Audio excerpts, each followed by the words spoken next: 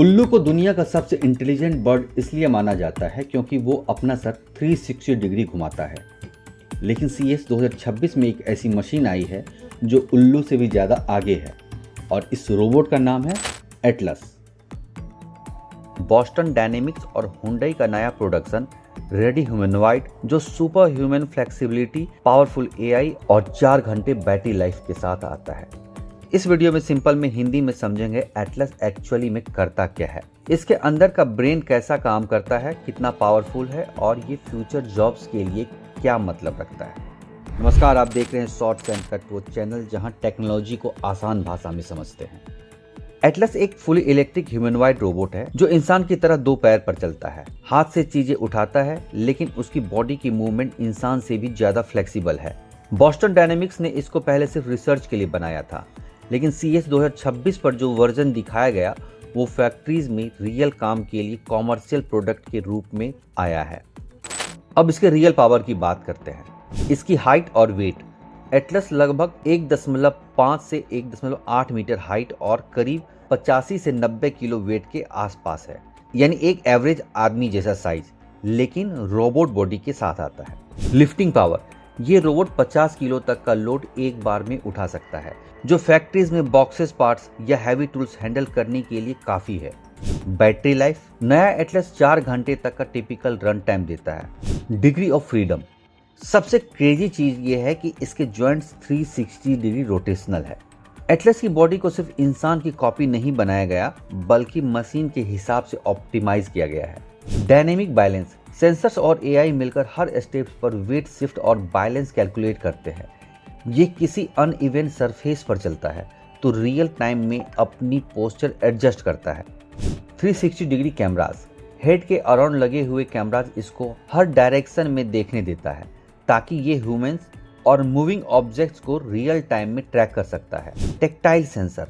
Atlas के hands और fingers में टेक्टाइल सेंसर्स दिए गए हैं, जिससे ये फोर्स और प्रेशर फील करते हैं। फ्रेजाइल ऑब्जेक्ट को क्रश किए बिना पकड़ सकता है।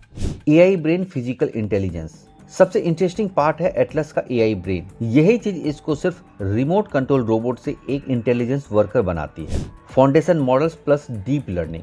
हुंडई ने गूगल डीप माइंड जैसे पार्टनर के साथ मिलकर एटलस के लिए लार्ज AI मॉडल्स इंटीग्रेटेड किए हैं, जिनसे ये नए टास्क ऑब्जर्व करके सीख सकता है।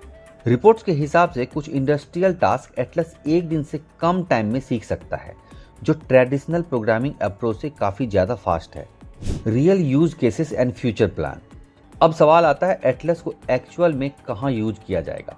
हुंडई ने अनाउंस किया है कि एटलस को पहले खुद उनके प्लांट्स में टेस्ट किया जाएगा, स्पेशली EV फैक्ट्रीज में, जहां हैवी बैटरीज, पार्ट्स हैंडलिंग और रिपीटेटिव मूवमेंट जरूरी होते हैं।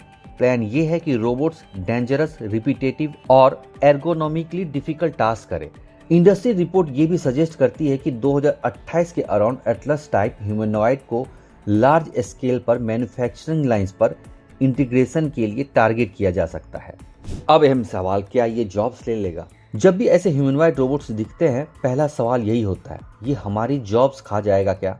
शॉर्ट टर्म में एटलस जैसी मशीनें मोस्टली उन कामों को टारगेट कर रही है जो या तो बहुत डेंजरस है या बहुत रिपीटेटिव, या जहां मैन पावर मिलना मुश्किल होता जा रहा है, जैसे नाइट शिफ्ट, हैजार्डस एनवायरनमेंट या हैवी लिफ्टिंग लाइंस। लेकिन लॉन्ग टर्म में अगर कंपनी सिर्फ कॉस्ट कटिंग के लिए रोबोट्स को यूज करती है तो डेफिनेटली कुछ जॉब्स कैटेगरीज श्रिंक होंगी और नई कैटेगरीज क्रिएट होंगी, जैसे robots operation, maintenance, AI supervision, digital twins. यानी गेम सिंपल है, जिन्होंने टेक्नोलॉजी को कुछ करके अपनी स्किल्स अपग्रेड की, वो इन रोबोट्स के साथ मिलकर काम करेंगे। जिन्होंने इग्नोर किया, उनके लिए रिस्क ज़्यादा होगा। एटलस एक रोबोट जरूर है, लेकिन ये हमें एक मिरर दिखा रहा है। फ्यूचर में फैक्ट्री कैसे दिखेगी और उस फ्यूचर में हमारी जगह क्या होगी।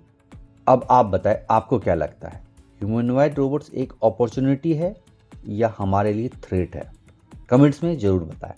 आज के इस वीडियो में बस इतना ही, मिलते हैं अगले वीडियो में, तब तक के लिए धन्यवाद।